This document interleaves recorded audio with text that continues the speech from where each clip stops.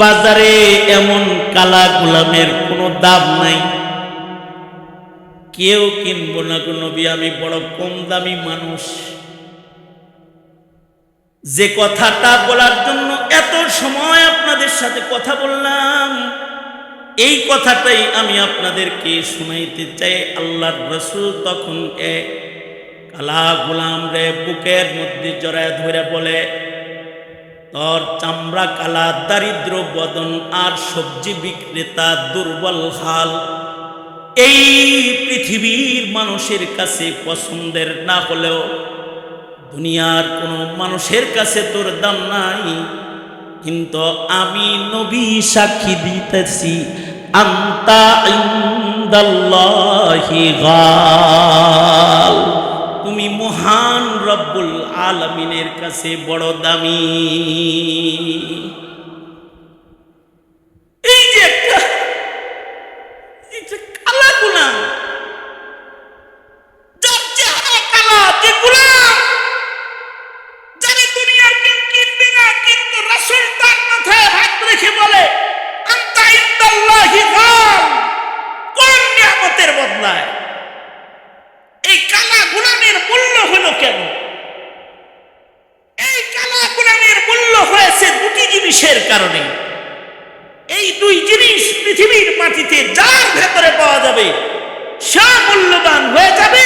আল্লাহ পাক বলেন, ইন্নাল্লাযীনা আমানু ওয়া আমিলুস সালিহাত, ইন্নাল্লাযীনা আমানু ওয়া আমিলুস সালিহাতি উলাইকা হুম খায়রুল বারিয়াহ। আল্লাহ পাক বলেন, মানুষের ভেতরে তারা খায়রুল বারিয়া, আল্লাহর সৃষ্টির ভেতরে তারা সবচেয়ে শ্রেষ্ঠ।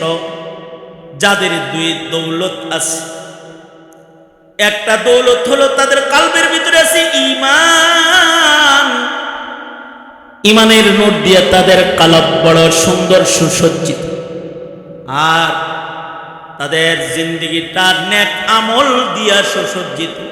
অর্থাৎ তাদের জীবনের নামাজ কাজা নাই, তাদের জীবনের রমজানের রোজা কাজা নাই, তাদের জীবনে হজ যাকাত ছুটে যায় নাই, তাদের জীবনে কোরআনের তিলাওয়াত ছুটে যায় না, তাদের মুখ আল্লাহর জিকির করে, তারা হালাল হারাম বাছাই করে করে চলে, মানব জীবনে ইবাদত করে করে তারা মহান রব্বুল আলামিনের সাথে সম্পর্কটা সুন্দর রাখে, তাদের আমল বড় সুন্দর। তো উলাইকা হুম খায়রুল বারিয়া। সুতরাং রমাদান ইবাদত করেছে, এখন ইবাদত ছেড়ে দিবা না, মওত পর্যন্ত তোমার আমার একটা জিনিস থেকে অবসর নাই, সেটা হলো ইবাদত। ধোঁকায় পড়ে ইবাদত শূন্য জীবন, এটা বরবাদি ডেকে আনবে।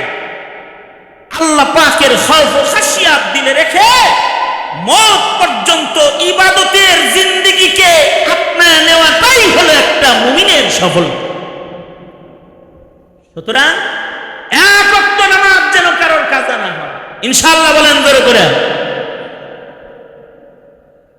হাত তোলেন, জোরে আওয়াজ করে আমার সাথে ওয়াদা করেন, বলেন, ইয়া আল্লাহ, ওয়াদা করিতেছি জীবনে আর কোনোদিন নামাজ কাজা করব না, রমজানের রোজা ভাঙব না।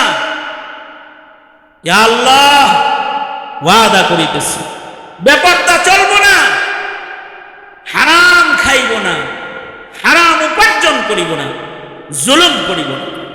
ইনশাআল্লাহ জোরে আওয়াজ করে বলেন ইনশাআল্লাহ। কারণ এইটাই হলো সফলতার পথ। আসুন আমরা আমাদের ঈমান আমলওয়ালা জিন্দেগিকে সুন্দর করে সুসজ্জিত করি, দুনিয়ার চাকচিক্যের ধোঁকায় পড়ে যেন নিজের জিন্দেগিকে বরবাদ না। আমার জিগরি দোস্ত, অনেক হৃদয়ের গভীর থেকে যার ভালোবাসা আমি অনুভব করি, হয়তো বা জানি না লিল্লাহ ফিল্লাহ, হয়তো বা আমার হৃদয়ের ভালোবাসাটাও তিনি অনুভব করেন। তিনি হলেন আপনাদের সন্তান নুরুল্লাহ ভাই। তার সাথে এই মোহাব্বতের তাল্লুকের কারণেই এইখানে আসা যাওয়া, আজকের আগমনটাও এই মোহাব্বতের কারণে। এই মোহাব্বতটাও লিল্লাহ ফিল্লাহ, আল্লাহ আল্লাহর রাসূলের জন্য, অন্য আর কিছু না। এই মোহাব্বতের কারণে যেহেতু আপনাদের সামনে আসলাম, হাবিবুল হাবিবি হাবিবুন, আপনারাও আমার মোহাব্বতের। তাই প্রত্যেকটা যুবক তোমরা যারা বসে আছো সকলকে বলি, নামাজ কাজা করো। মিথ্যাচার, জুলুম, অত্যাচার, অন্যায় পথে